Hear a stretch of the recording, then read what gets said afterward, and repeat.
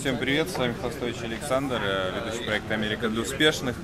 Мы сейчас в очереди в Hackers Dojo. Мы сюда пришли посмотреть на всякие разные виртуальные продукты, виртуальной реальности. И горячая новость — это, конечно же, Oculus Rift. То, что он вчера фактически был куплен Фейсбуком, здесь сейчас все это обсуждают. Мы вам поснимаем вокруг, что происходит, разные прототипы всяких виртуальных девайсов. Вот. Ну и также я познакомлю людей с Oculus Rift и поближе. Вот. И я думаю, что вам понравится.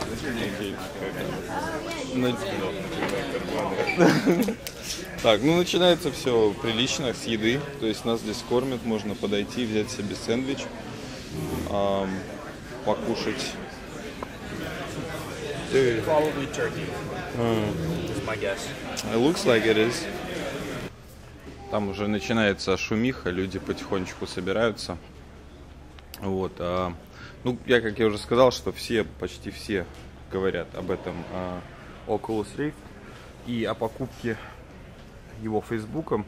Но я вам, наверное, немножечко про саму компанию расскажу, чтобы вам было понятно, что это такое и куда это вообще все движется. Значит, Oculus Rift был основан в 2012 году.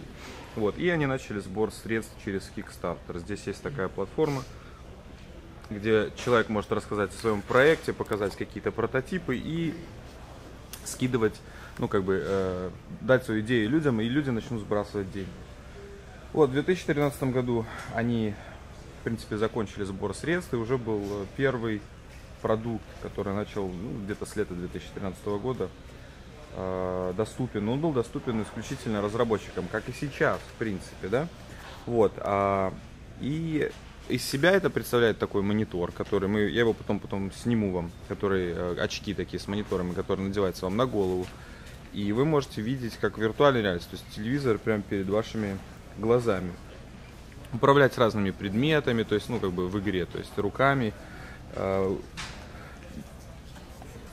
Что касается технических спецификаций этого устройства, то на текущий момент они таковы.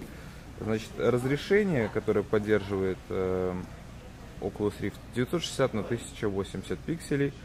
Значит, в релизном образце, как они обещают, когда они выпустятся, он будет Full HD. Очки воспроизводят стереоскопическую картинку в пределах 90 градусов по вертикали и 110 по горизонтали. То есть вы можете смотреть по сторонам, вверх-вниз, вам будет все видно, и картинка перед вами игрового мира тоже будет меняться. Значит, в качестве портов можно использовать DVI или HDMI. Частота опроса картинки составляет 1000 Гц. Для отслеживания движения вашей головы используются сенсоры как гироскоп, акселерометр, датчик магнитного поля. Значит, что касается программной поддержки, то тут тоже все в порядке. На текущий момент полностью поддерживаются все настольные операционные семейства Windows, Linux, MacBook, Steam. А дальше планируется поддержка на Android и iOS. Значит, что касается игровых движков, поддерживаются CryEngine, UDK, Unity Engine Source, Unreal Engine 3 и 4. Это достаточно впечатлительный список, и, ну, как очевидно, он будет только пополняться. Уже есть игрушки, я вам дам список ссылок внизу в описании к этому видео, да, которые вы можете посмотреть и посмотреть, как люди играют в разные игры, как это выглядит со стороны, реакцию там стариков, когда их надевают. Ну, вообще очень классная штука. Вот. Но вот в данный момент их поддерживают Half-Life 2, Hawken, Mirror Edge, War Thunder, Skyrim. Вот. Ну, достаточно известные имена. И как мне кажется, что больше всего это, конечно, очки подходят для игр FPS, First Person Shooter жанра. Ну и как бы, чтобы комфортно поиграть, вам потребуется достаточно мощная видеокарта и хорошая конфигурация компьютера. В принципе, как бы официальных системных требований еще объявлено не было, но я думаю, чтобы смотреть комфортно в 1800 пикселей в стереоскопическом 3D, вам потребуется как минимум, ну, одна карточка уровня GTX 780. Но лучше, конечно, если их будет 2 или 3. Значит, процессор Core i7, начиная с Sandy Bridge, как минимум 8 гигов оперативки. ну, как бы для того, чтобы уменьшить задержку между поворотами головы и обновление картинки, нужно очень много терафлопс. Вот. Касательно перспективности этого проекта, ну, как бы, это, мне кажется, это одна из революций, которая грядет, когда появились мобильные устройства, потом появились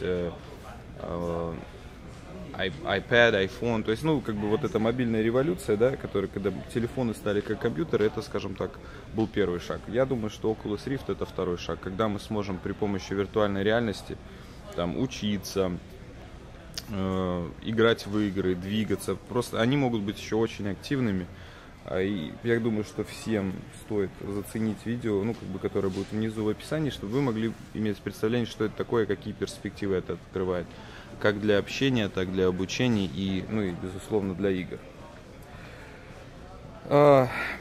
И еще одна деталь, что даже сам Джон Кармак, то есть отец Кваки и Дума, третья часть Дума уже поддерживается очками, он ушел из стен родной ID Software для того, чтобы поработать над этим проектом. То есть это очень большая штука. И сейчас, то, что я уже говорил, самая обсуждаемая новость, что Facebook купил ее за 2 миллиарда, и почему-то, ну, как бы все IT-сообщества считают, что проект можно похоронить. Что Facebook непонятно, что с ним сделает, и не будет ни разработок новых, ни улучшений, ни официального релиза, и вообще непонятно, зачем соцсети, да, этот продукт. Но мне кажется, что это все-таки a good thing, то есть это хорошая вещь, потому что у них есть средства, которые они могут вложить, и они будут стимулировать развитие проекта, безусловно, а также будут стимулировать конкурентов. Плюс они, как бы, ну, неизвестно, сколько это правда, но, как заявил Цукерберг, что они не будут мешать развитию проекта, просто будут финансироваться проект, как занимался игрушками на данном этапе, он так ими и будет заниматься. Вот, это для тех, кто вообще не знает, что такое Oculus Rift, и примерно вам рассказать, да, об этом продукте, куда он движется. А сейчас мы пойдем вообще поснимаем на этом этапе, какие есть разные виртуальные реальности, продукты виртуальной реальности. He moved a little closer. You want him closer or further? No, he moved closer. So Okay. So you want to scoot chair so you kind of like here, and then maybe back a little bit. I kind of hope you put this on your head. You can kind of guide that over your eyes.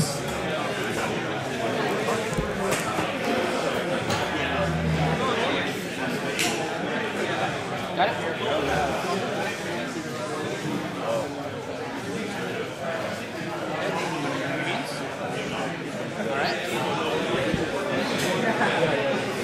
Rotate your hands. The left joystick will make you walk. The right one will rotate your character. And then the triggers will close your hands to pick up objects. So you can walk forward and grab that gun on the table. Just rotate your... So, back up your chair a little bit more, actually. Okay, there you go. And then just trigger to shoot. Which one? Right trigger. Again? Yep. Hello everyone, this is a full house today. Levels sound good? Alright, so I guess we have a lot of people here, a lot of To get you out of there, it looks like we're getting started. Obviously no slides.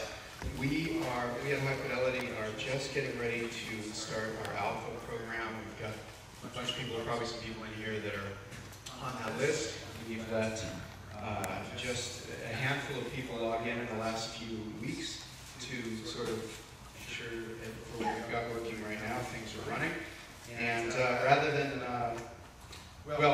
say much about what our plan is, I did that last time I was here. Let me just show you a little bit of what we've got going on in the alpha program live right now. So,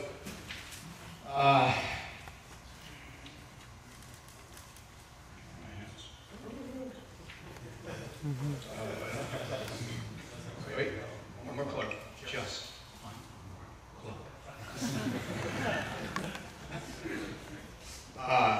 Okay, wait there. Here come my hands.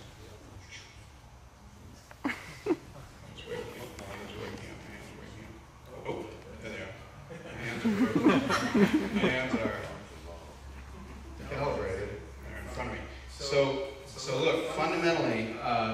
believe, with high fidelity, I believe that sensors, not just things like the Oculus, but more specifically, devices, as you're seeing here, that are able to capture my movement, my facial expressions, my eye movement, looking at you. Sensors like these are about to revolutionize what we're doing in virtual reality. I think for a lot of reasons, and I'm going to show you some of these, being able to use these devices to make the process of getting into a virtual world and the actual qualitative experience of being there fundamentally different is going to take us from the million people that are using Second Life today to a billion people using something that we're all going to build together. So let me just show you a couple of crazy pieces of that. So when I say qualitatively different, the first thing is the experience of talking to somebody else is going to be completely different. And here is somebody else. Hi, Emily. Hey there, Philip. How are you? We have a little more. Good to see you. Hello. So Emily, welcome. Welcome to SVVR. Emily works at High Fidelity for us and has spent, well, her first time in virtual reality in the last year or so. Yeah, pretty much. And among other things, Emily has spent every Friday with the rest of us in our company meetings, which are roundtables where we are doing exactly this, where I'm looking into the screen or into Emily's eyes as I am here, and she's talking to us. So I mean, one thing I was going to say, well, Emily, what does it feel like? What's different between, what is it like to be an avatar now that you've done it so much? I actually find it really enjoyable. I really like to watch.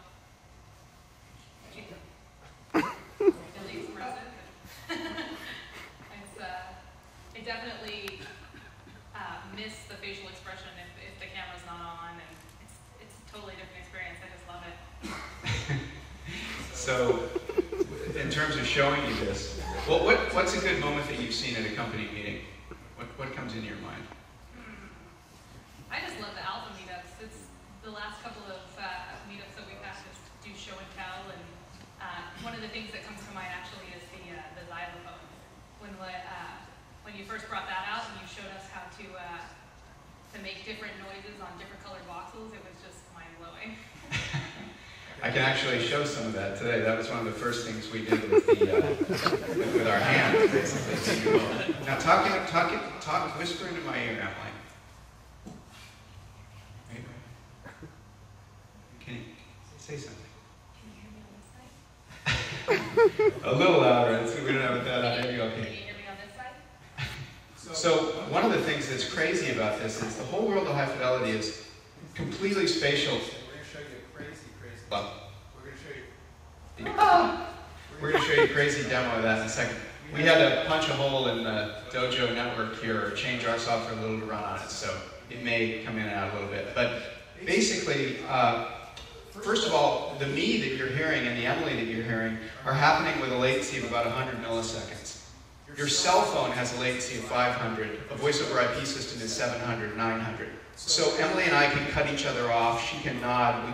We can look at each other in ways, because of that 100 milliseconds, that you just can't do with anything else. So this, we think, is, along with the sensory devices, is totally revolutionary in terms of capabilities. So let's see, that's great. It's just totally intoxicating to like watch yourself and watch somebody else when you're talking to them. You've also seen that when I move in front of the screen, I can look around Emily, not with the Oculus, but just by doing that in front of the screen. And that was the trick I was showing you with her talking into my ear. You can't kind of tell without a headphone on, but basically, when I'm moving back and forth in front of my team and you're listening to each other, you're hearing the audio change just like it does in the real world. Audio is a huge, huge part of virtual reality. It's not, nobody's working on it enough. It's one of the things that I always put out there whenever I'm talking to people about it. So we started with audio, with mixing in all this audio together. And I want to show you, well, let me show you a couple other things, just in terms of capabilities. So thank you, Emily. I'll make a mess of things a little bit.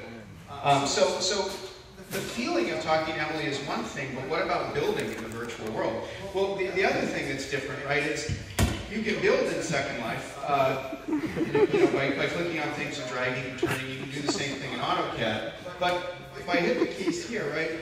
Turn on my little building tool here, right?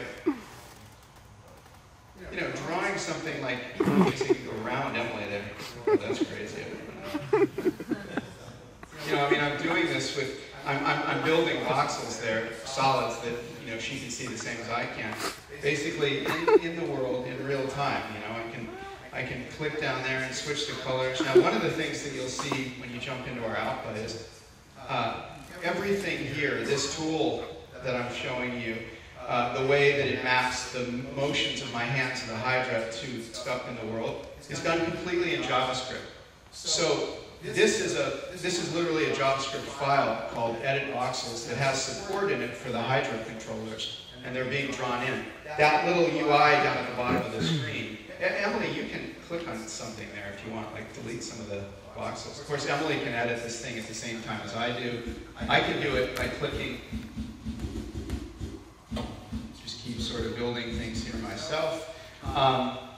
Let's see. Another thing about our system is blocks. So it's a bit like, what you're seeing right now is a bit like Minecraft, but imagine a Minecraft where you can make the blocks smaller.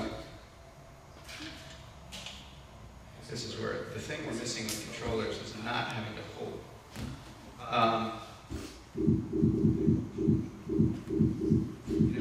And then start digging, but the fundamental way our system is designed is around an octree, a voxel system, in which those blocks can be infinitely subdivided. They can be as big as the whole world itself and as small as an atom. And so that's another part of our system. Now, there's a lot of other things you can do with JavaScript and with these controllers. And if you look at Second Life, Carl was mentioning the big economy that it has, people buying and selling things to each other. Imagine what that's going to be like when we can build things that, at 60 frames per second, work as well as things like this. So, for example, let's see. I'm going to load some JavaScript that we've built, and we're hoping with help of our alpha users, you're going to soon see a big catalog of lots and lots more objects that are built as well. So,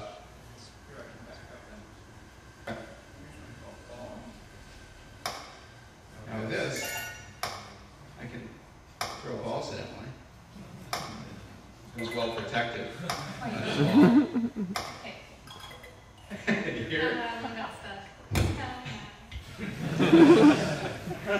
Then, but of course, better watch out, Emily, because I can stop the toy ball script and just go straight for the guns.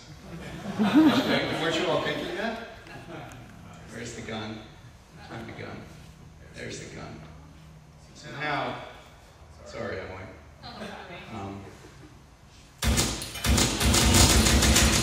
And what's better is the gun blows holes in the voxels, so get through to Emily there. So, really, really powerful system where you can use JavaScript and objects. We can also do objects that are models as well, so fully rendered 3D. Obviously, Emily there is not made of voxels, she's made of triangles. Again, before going back to that latency thing, I've never done this. This is the first time we've ever done this. You're hearing me bouncing off our servers. So you're hearing me at about 90 milliseconds later. We've done tests on this. What you'll notice, right, is at least for you guys, turns out it's a little harder for me to do this. I'm kind of trained in it. Look at my lips and listen.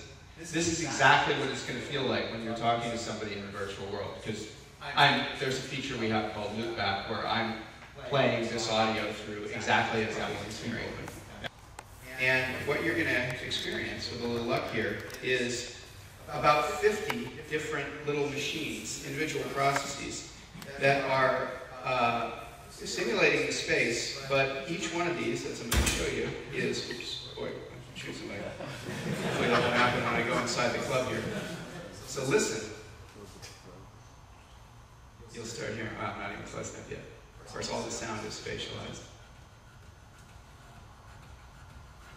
So that little guy up there playing the music is one little borrowed machine. How cool is this? Now let me explain what's happening down there. So there's 40 little avatars down there, and each one is running on a separate device. It's actually running on a separate thread in one of our servers right now, but we've done this on our cell phones. And by the way, a dancing avatar is a perfect thing to do with a cell phone in terms of bandwidth and computation capability. But here's what's a trip. Watch them dancing. You'll see they're responding to my voice. I'm going to get closer to show you. It's the funnest thing. Each one of them is receiving a full, about 700 kilobit audio stream. Same stream we're listening to. And the latency in the system is so low, we've programmed them to kind of be a little resonator that just samples the music rather than playing it out on any speakers, and moves around according to that. We're also moving their joints. The joints are fully articulated, so you can move, you can build any skeleton, load it into here, and then move it in any way that you want.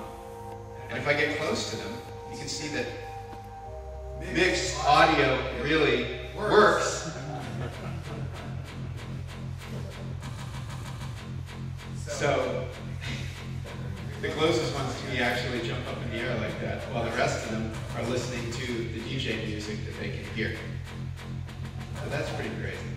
I mean, I don't know. Even as the creator of Second Life, when we got that working, we got this working yesterday with all the movement and everything. I was just like, this is crazy great.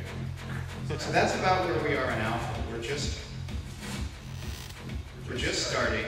We're inviting people that are hopefully have a bit more of a development sensibility or content creation capabilities to come in with us in a relatively small group and start building experiences like this and just see how far we can go with it. We don't think there are a lot of limits.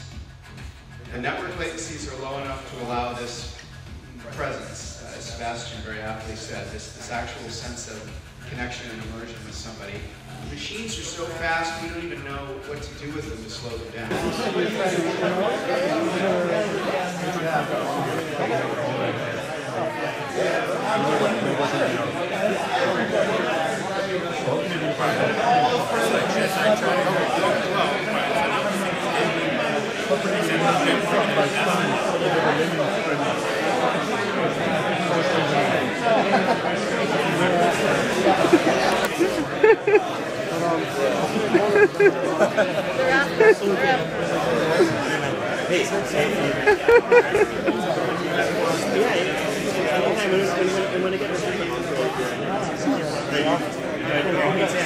What was it in the end? So cool. You get to see it.